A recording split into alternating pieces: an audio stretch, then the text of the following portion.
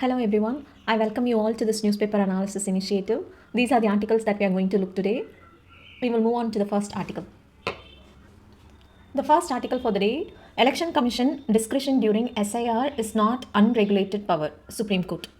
See, during the special intensive revision of voter list, the Election Commission can make changes, but the court clearly said that the Election Commission cannot act however it wants.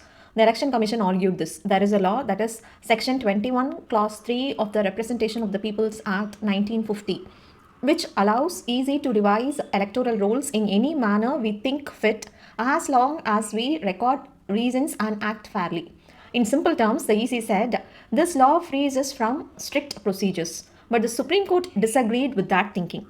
The Chief Justice said that removing or questioning someone's name from the voter list directly affects their civil rights. Voting is not a small thing, so when such serious consequences are involved, the process must be transparent and fair. The court also said even wide powers must follow rules. Procedures cannot violate natural justice, and actions must respect Article 14, that is equality before law, and the process should be clear, reasonable, and voter friendly. So you must know about these basic things, that is Article 324 of the Constitution, which gives the power to the Election Commission, first thing. Then the Representation of the People Act 1951. Then this case, Mohinder Singh Gill versus Chief Election Commissioner. It is a landmark case where the Supreme Court told that Election Commission cannot act against the principle of natural justice. Regarding this article, multidisciplinary team of experts to define RLEs. Now, one thing you should be knowing here is this team of experts will be working under the umbrella of the Supreme Court. That's it. Okay, the next article for the day, meaningless formality. See, this article is basically saying one thing very clearly. Governors are misusing their role and a constitutional ritual has become pointless. Every year, when a state assembly meets for the first time, the governor has to give an address. This is written in the constitution, that is Article 176. But the speech is not the governor's own views, it is the government's policy speech approved by the cabinet. So the governor's job is simple. Read exactly what the elected government has written, nothing more, nothing less. What happened recently then? In Tamil Nadu, Governor R.N. Ravi refused to read the speech and walked out saying it had misleading statements. In Kerala, the governor skipped some parts of the approved speech and added his own lines, forcing the chief minister to publicly correct him. The article says this is wrong and improper. Why? Because in a parliamentary system like India's, the governor is not a parallel power center. The governor must act as a formal neutral head, and he is expected to behave like the British monarch who never changes the government's speech. And former President R. Venkatraman put this very bluntly that governors are meant to be mouthpieces of the elected government during these addresses. Since governors keep violating this convention, Tamil Nadu CM has suggested something drastic, that is, remove the governor's address altogether from the constitution. Interestingly, this idea is not new, because President Venkatraman had said 35 years ago that this practice is a British colonial leftover and a meaningless formality. The article also argues that Articles 87 and 176, that is mandatory addresses, these should be removed. Nothing important will be lost here because presidents and governors can still speak if they want under Article 86 and 175. So the core message of this article is governors should stay within their constitutional limits. They should respect conventions and not behave like political actors and uphold the spirit of democracy. See, here you must also know about the Sarkaria Commission, which recommended that the governor should be an eminent person from outside the state. So these are various commission reports and various recommendations that they have given with respect to center-state relations, which you should be knowing. See, there are also practice questions given here. You can check it out. So the next article for the day, judicial removal, tough law with a loophole. See, this article is saying that removing a judge in India is deliberately made very difficult, but there is one big loophole that can block the whole process. Now, what is happening? Some MPs have moved a motion to remove a High Court judge, and this process is often called impeachment, but the Constitution actually calls it removal. Judges can be removed only for proved misbehavior or incapacity, not for wrong judgments or mistakes, only for serious misconduct like corruption, abuse of office, or lack of integrity. Now, why is removing a judge so hard? Because the Constitution wants to protect judicial independence. So the law says both houses of parliament must pass the motion. It needs a special majority, that are very high numbers. Only then can the president remove the judge. This makes sure judges are not removed for political reasons. If you look into the key procedure, before parliament even debate the issue, At least 100 Lok Sabha MPs or 50 Rajya Sabha MPs must sign the motion. The motion goes first to the speaker or chairman. Only if the speaker or chairman admits the motion, the process moves forward. After admission, a high-level inquiry committee is formed. It investigates the charges properly, and only after that does Parliament vote. Now, where is that big loophole? Here is the problem that author highlights. The speaker or chairman can refuse to admit the motion at the very first stage. If that happens, no inquiry committee is formed, no investigation happens, the motion simply dies, even if 100 MPs have signed it. Worse, the law does not clearly say on what grounds the speaker can reject it. Reasons may not even be given. Now, why is this dangerous? Because the speaker is acting as a statutory authority, not as a neutral house referee. If the government doesn't want the judge removed, the motion can be blocked silently then. A serious constitutional safeguard becomes useless in practice. In simple words, a very powerful constitutional process can be stopped by one person's decisions at the start. So, what should ideally happen? The speaker should not have the power to kill the motion at the threshold. Once the required number of MPs sign it, investigation must happen. Truth or falsity should be decided after inquiry and not before it. So the bottom line of this whole article is the law to remove judges is rightly strict, but giving the speaker the power to block an impeachment motion at the very start creates a loophole that can defeat the Constitution's intent. See the next article for the day. Lowering the age of juvenility for crimes is a step back. See, this article is arguing against lowering the age at which children can be treated like adults for serious crimes. What change is being proposed? Right now, children below 16 are always treated as children, and children between 16 and 18 can be tried as adults only for very serious crimes after an assessment. A new bill wants to lower this age from 16 to 14. That means 14 to 15-year-olds could be sent to adult courts and adult prisons for serious offences. Now, why does this article say this is a bad idea? Because juvenile justice is based on one core belief: children are different from adults and can be reformed. Lowering the age shifts the focus from care and rehabilitation to punishment and revenge. So, what is the transfer system and why is it problematic? The transfer system was introduced in 2015 after the Delhi gang rape case. Under this system, a juvenile justice board decides if a child should be tried as an adult. They assess things like mental capacity, understanding of consequences. The problem is there is no scientific way to measure this reliably. Decisions often depend on whether the child looked scared or remorseful, whether they knew the act was wrong. So, two similar children can get very different outcomes. The process becomes arbitrary and unfair. Expanding this flawed system to 14-year-olds makes it worse.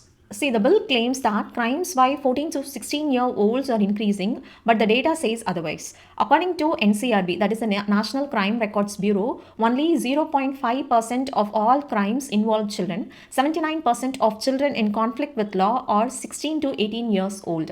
So, only 21% are below 16. So, the idea that younger teens are driving crime is not supported by the evidence. See, first we should understand, why do children come into conflict with the law? Most cases are linked to poverty, lack of education, broken families, neglect and abuse. Many such children are actually children who needed care and protection, not punishment. So lowering the age pulls vulnerable children deeper into a harsh system instead of actually helping them. So what happens when children face adult criminal systems?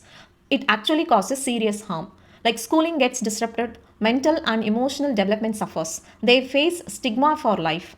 And the process itself is traumatic even if they are acquitted. And the system already fails because children are still illegally kept in police stations. Some are even placed in adult prisons. So what should be done then? This article says, fix the system, not the child. Invest in education, mental health care, family support, early intervention. So punishing children earlier does not solve crime. It only shifts the burden of systemic failure onto children. See, the UN Convention on the Rights of the Child, which is also ratified by India, defines a child as any human being below the age of 18 years old. And we also have various articles in Constitution, like in Fundamental Right, Article 15, Clause 3, which talks about children. Also 39, Clause F, which also directs the state to ensure children are given opportunities and facilities to develop in a healthy manner. See, if you want, you can write a question on this. Like, the Juvenile Justice Care and Protection of Children Act 2015 allows the trial of juveniles in the 16 to 18 age group as adults for heinous offences. Critically examine this provision in light of India's constitutional obligations towards children and international conventions like the UN Convention on the Rights of the Child. See, the next article for the day, why AI infrastructure matters more. See, this article is saying something very straightforward. AI is not just about smart software, it is about who controls the machines and systems behind it. So, what is the main point? Most people talk about AI in terms of chatbots, automation, productivity tools, but the government's white paper say the real power lies behind the scenes, like computers, data centers, large data sets, AI platforms. So, if you don't control these, you don't really control AI. Now, why does AI infrastructure matter so much? Think of AI infrastructure like roads for transport or electricity for factories. Without them, innovation cannot happen, startups cannot compete, governments cannot use AI effectively. So, AI infrastructure is becoming a basic economic asset, not a luxury. So, what is India's current problem? India creates a huge amount of data, about 20% of the world's data, but has only around 3% of global data centers. This means Indian researchers and startups depend on foreign platforms. Sensitive data and innovation rely on others' systems, and India becomes a consumer, not a controller. So, what's the solution that was suggested? The white paper says treat AI infrastructure as a public good. That includes two layers: physical, which are like data centers, graphic processing units, supercomputers, energy. The other layer is the digital one, where datasets, AI models, standards, and governance rules comes. Just like digital public infrastructure in India, like Aadhaar, UPI, Bhashini, AI Kosh, these are shared systems that anyone can use, not just big companies. Now, why is this concentration very risky? Globally, a few big companies control advanced chips and AI models, and the entry becomes very expensive. Small players get locked out. For India, this is risky because it hurts domestic innovation, it weakens national control, it creates dependency on foreign technology.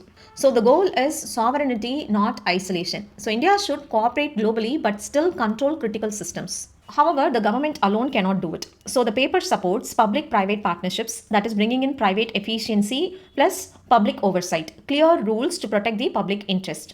Now, why does this all matter for ordinary people? Because fair access to AI infrastructure can help farmers in precision agriculture, doctors for better diagnostics, schools for language and learning tools, for public services like in vernacular or citizen facing technology. So without these kind of shared access, AI benefits only big tech and rich sectors. So you can use this data point, which is number of weather related deaths from 1970 to 2025 is around 2.3 million.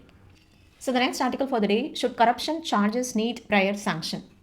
See, this issue is about whether the government's permission should be needed before even starting a corruption investigation against a public servant. Let's go step by step. What is the Prevention of Corruption Act, that is PCA 1988? This is the main law used to punish corruption by public servants. It covers government officers, judges, local authority officials, anyone doing a public duty. It punishes acts like taking bribes, getting undue benefits, abusing official position. And what does Section 17A say exactly? Earlier, the law already had Section 19, which says before a public servant can be prosecuted in court, the government's sanction is needed. In 2018, Parliament added Section 17A. Section 17A goes one step earlier, which says before even starting an inquiry or investigation, the investigation agency must get prior approval from the government if the alleged corruption relates to a decision taken or a recommendation made while doing official work. So the idea was honest officers should not be harassed. Officers should not fear taking decisions. Now, why is this controversial? Because critics say corruption investigations can be blocked at the starting point. The government may protect its own officers. It weakens anti-corruption agencies. However, the supporters say officers may stop taking decisions out of fear. False and malicious complaints are also common. So the conflict is between protecting honest officers versus effectively investigating corruption. Now, what did earlier Supreme Court judgments say? The Supreme Court has earlier taken a strong stand against prior permission to investigation. The cases related to them are Vineet Narayan, which is in 1998. The court struck down the single directive which required prior approval before investigating senior officers. The other one is Subramanian Swamy case, which is in 2013. The court struck down Section 6A of the DSP Act, which is the CBI law, which required government approval to investigate senior officers. The reason given was it violated Article 14. Equality before law. So, earlier rulings clearly said no special protection at the investigation stage. However, that was a split verdict now. Two Supreme Court judges gave opposite views. Justice K.V. Vishwanathan said Section 17A is needed to protect honest officers. Without it, officers may follow a play safe approach. But approval should not be given by the government alone. It should be based on an independent body's opinion, like Lokpal for center or Lok Ayukta for states. So he said Section 17A can survive only with safeguards. Whereas Justice B.V. Naharatna, she said that Section 17A is unconstitutional. It is the same old protection that courts already struck down earlier. It violates Article 14. Honest officers are already protected under Section 19, that is before prosecution. So giving protection even before investigation is excessive. So she said Section 17A should be struck down completely. So finally, what happens next? Because the judges disagreed, the case will go to a larger bench. A final decision will come later. However, this article suggests two practical fixes. The first one is speed up corruption cases. Long delays reduce deterrence. The second one, punish false and malicious complaints. This protects honest officers without blocking investigations. See the next article for the day. What is behind China's latest military drills around Taiwan? See, at the end of December 2025, China carried out a major military drill around Taiwan called Justice Mission 2025. This becomes very important for prelims. Just remember this, Justice Mission 2025. During this exercise, Chinese warplanes flew close to Taiwan. Many planes crossed the middle line of the Taiwan Strait and missiles were fired very close to Taiwan's water. And China practiced blocking ports and surrounding the island. Land, sea and air forces were used together. This was one of the closest and most aggressive drills China has ever done near Taiwan. Okay, the next article for the day. Freebies different from public welfare investment, says Supreme Court. See, the Supreme Court is saying something very clear here. Not everything given free by the government is a freebie. Let's understand the difference the court is making. Okay, what did the Supreme Court say? The court said giving away money or goods randomly to individuals just to win votes is one thing. Spending money on welfare schemes for poor and marginalized people is something very different. The Chief Justice clearly said irrational freebies are not the same as welfare investment. Now, what counts as welfare investment? According to the court, free healthcare for the poor, free education for those who cannot afford it, schemes aimed at inclusion and dignity. These are not political gifts. They are constitutional duties of the state. Now, why is the state obligated to do this? Because of the directive principles of state policy in the Constitution. The court reminded that the Constitution expects the state to reduce inequality. The state must work for social and economic justice. Welfare schemes help fulfill these goals. So, welfare is not charity, it is an obligation. The next article for the day, Supreme Court tells states to frame policy on police media briefing in 3 months. The Supreme Court is basically telling the states, you must clearly decide how police should talk to the media and do it quickly. Okay, here's what it means. See, why was this needed in the first place? Because police briefings can affect investigations, damage a person's reputation, violate privacy, and influence public opinion before even trial begins. In many cases, police have shared unverified details, named suspects too early, and created media trials. So the court wants a controlled, lawful system. So what is this police media manual? The manual was prepared by the court's amicus curiae, which means independent helper, after consulting the union government and studying international best practices. And it lays down what police can say, what police must not say, and how to balance public information with rights. See, why is this important today? Because in the age of social media, instant news and viral misinformation, and police must share only verified, only necessary, and only responsible information. Wrong or premature statements can destroy lives. See the next article for the day. India mulls Trump Gaza board invite as Israel UAE leaders join. See, this news is about whether India should join a new US-led group meant to manage peace in Gaza and why India is being very careful about it. Now, what is this Gaza Board of Peace?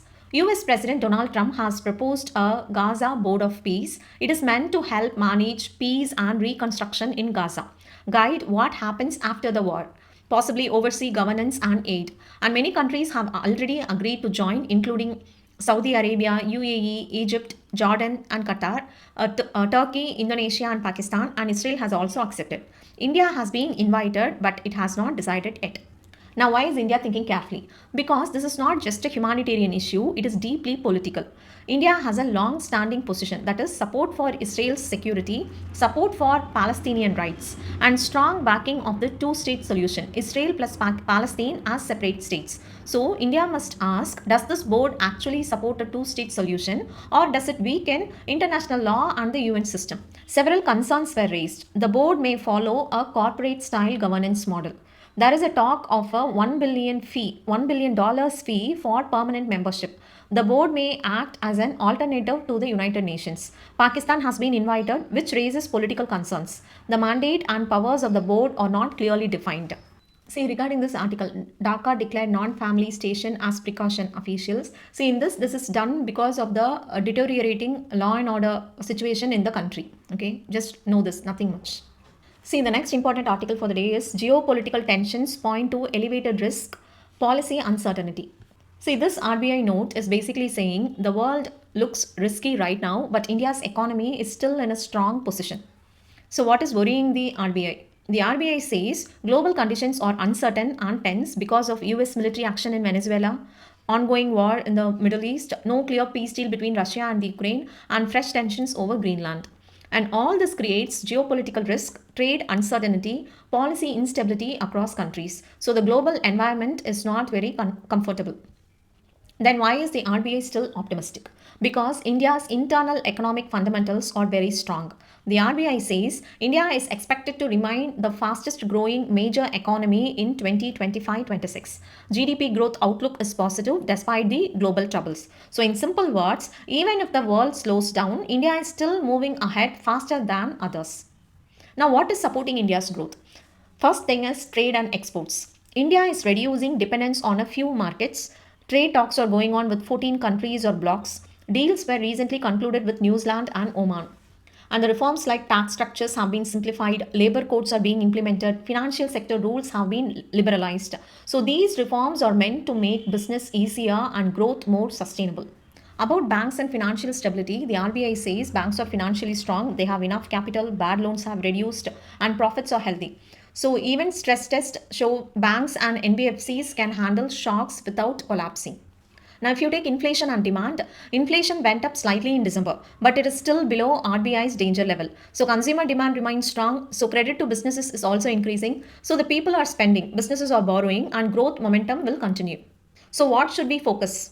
The RBI says policies should support innovation, protect consumers, regulate carefully, not harshly, and it should balance growth with stability. So, this approach will improve productivity and ensure long term growth. See the next article, a Carney doctrine for a third way in global politics. This article is saying that Canada's Prime Minister Mark Carney is proposing a new way of doing global politics, especially for the countries that are not superpowers. So, what is this Carney doctrine or the third way? The world is no longer stable. The old US led global order is not coming back. And countries don't have to choose only between the US or China. Instead, he suggests a third path. This third path means don't blindly follow any superpower, don't isolate yourself either. Cooperate with other middle powers. He calls this approach as values based realism. Be practical but don't abandon your principles. So you can use this in your mains answer writing, especially in GS2 international relations. Also, you can use this in your ethics. Any international relation questions come, you can use it there. The last article for the day, study shows India's deltas sinking due to human activity. See, an international team studied major river deltas, including 6 in India, using satellite data. And they found that all 6 Indian deltas studied are sinking. In many places, the land is sinking faster than the sea is rising. And this makes flooding and land loss much worse. The Indian deltas that were studied were Ganga, Brahmaputra, Brahmani, Mahanadi, Godavari, Kaveri, and Kabani. Now, why are deltas sinking? Deltas naturally sink slowly over time. That is normal. But this study shows that human activity has greatly sped up this process. The 3 main human causes are excessive groundwater extraction, reduced sediment flow, rapid urbanization. See, the reduced sediment flow is attributed because of the dams upstream, and rapid urbanization because heavy cities pressing down on soft land. Now, how serious is the problem? The key findings given here are over 90% of the Ganga, Brahmaputra, Brahmani and Mahanadi deltas are sinking. Over 90%. Large parts are sinking more than 5 millimeters per year. In cities like Kolkata, the weight of buildings and resource use are making subsidence worse. And even in future climate scenarios, sinking will outpace sea level rise in some deltas. So why should we worry? Because sinking deltas can cause worse floods in coastal and river flooding. The other is permanent loss of land, salt water entering freshwater sources, damage to farming, harm to ports, roads and transport, and pressure on people to migrate. So in simple word, land disappears, water gets salty, livelihoods collapse and people move out. So the whole study concluded that delta sinking is natural but slow. Human actions have turned it into a fast and dangerous process, turning a natural process into a serious environmental and human crisis. So that's all for today. Thank you all for joining.